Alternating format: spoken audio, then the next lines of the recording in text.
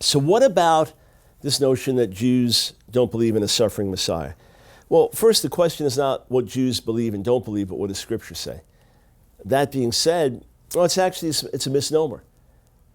There are many traditions about suffering Messiah in Judaism.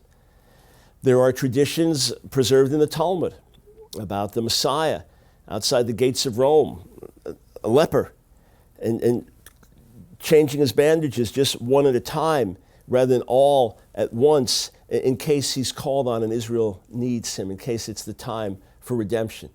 And where do we get that from? We get that from Isaiah 53. That could be interpreted that the Messiah is smitten with leprosy. Judaism developed a doctrine of Mashiach ben Yosef, Messiah son of Joseph, who would suffer and die in the great war, last great war. And then the Messiah son of David would raise him up from the dead. The Messiah son of Joseph would fight many of the wars of the Lord. Some of the early medieval Jewish commentators and philosophers explained that if we were worthy, that Messiah son of David would come. If we were not worthy, first Messiah son of Joseph and then Messiah son of David. The Messiah son of Joseph would fight the wars of the Lord and then die. Some wonder if that teaching, that notion of Messiah son of Joseph, came out of the failed Jewish revolt of Bar Kokhba, 132 to 135, the failed second Jewish revolt. He was a mighty warrior. Rabbi Akiva hailed him as Messiah, and then, of course, his forces lost, and there was terrible, horrific suffering for the Jewish nation. But he was a warrior king. Is that where the idea of this warrior Messiah, but he dies in battle, is that where it came from? It's just pure speculation. But this idea of a suffering Messiah is something that Judaism has taught. Not only so, there are many Jews to this day who believe that there'll be two Messiahs, Mashiach ben Yosef, Mashiach ben David.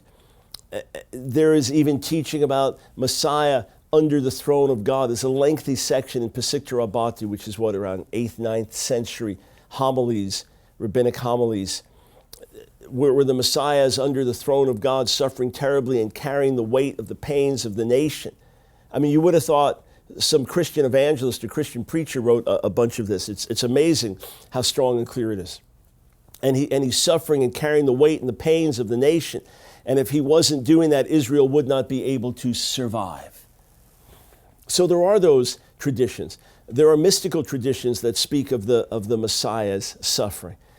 And there's even a passage by Moshe Alshech, 500 years ago, over that, one of the great preachers of his era, where he comments on Zechariah, the 12th chapter, and says that speaks of the sufferings of Messiah there, Mashiach ben Yosef. And it says that his sufferings are vicarious, that his sufferings are for the sins of the nation.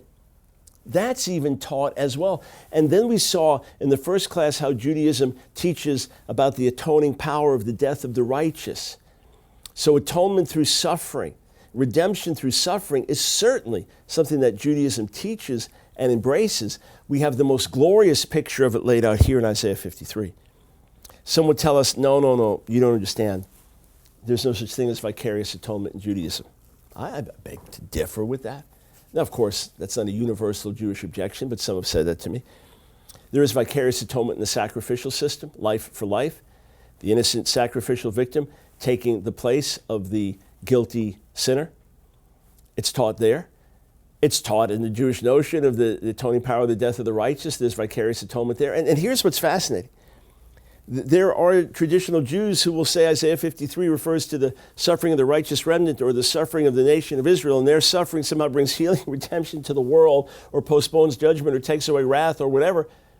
So there's vicarious atonement there, but when we apply it to the Messiah, people won't want to hear it. No, it's the great message of the Hebrew Scriptures, substitutionary atonement. Ultimately expressed here, Messiah took our place. He died so that we could live. It's an extraordinary and wonderful message.